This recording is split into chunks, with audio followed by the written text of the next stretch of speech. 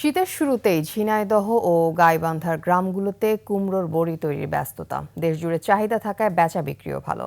বাণিজ্যিকভাবে তৈরি এই কুমড়োর বড়ি স্থানীয় চাহিদা মিটিয়ে যাচ্ছে দেশের বিভিন্ন অঞ্চলে। সংশ্লিষ্টরা বলছেন উদ্যোগ নিয়ে রফতানিও সম্ভব। ঝিনাইদহ প্রতিনিধি এম রায়হান এবং গাইবান্ধা প্রতিনিধি আফরোজাল উনার তথ্যচিত্রে ডেস্ক রিপোর্ট। ঝিনাইদহ শৈলকুপা উপজেলার গাড়াগঞ্জ এলাকার আলমগীর হোসেন লেখাপড়া শেষ করে চাকরির পেছনে না ছুটে হয়েছেন উদ্যোক্তা। গড়েছেন কুমড়োর বড়ি তৈরির কারখানা। সমস্ত খরচ বাদেও আমার মাসে দীর্ঘ 1 থেকে 1.5 লক্ষ টাকা ইনকাম হয়। নিজের স্বাবলম্বী হওয়ার পাশাপাশি স্থানীয় অনেকেরই করেছেন কর্মসংস্থান।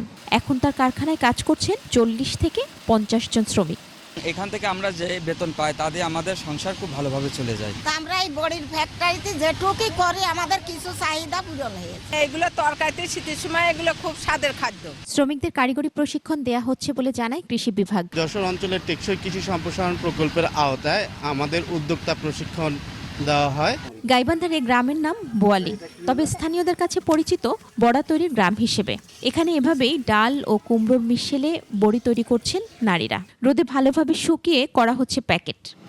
একমাত্র ওয়ালটন এসি দিচ্ছে 1 বছরের রিপ্লেসমেন্ট গ্যারান্টি।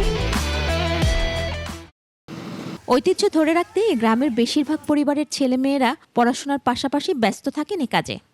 আমি সকালে উঠে পড়াশোনা করি, পড়াশোনা করে সবাই ডালের বড়া বানাই, আমিও বানিয়ে স্কুলে চলে যাই, স্কুল থেকে আসি বড়া তুলি। পড়াশোনা করি, এবার আমি বিয়ে করতেছি। পরীক্ষার পড়াশোনার ফাঁকে ফাঁকে আমি এসে ব্যবসা করি। আমার জন্মের আগে থেকে আমার বাবারা করতো, এখন আমি করতেছি। সহযোগিতা পেলে রপ্তানি করা সম্ভব বলে মনে করছেন অনেকেই।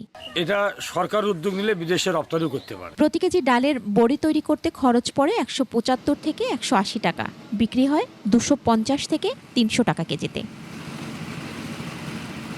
মহিমা পলি, ডেস্ক রিপোর্ট, 21 টেলিভিশন।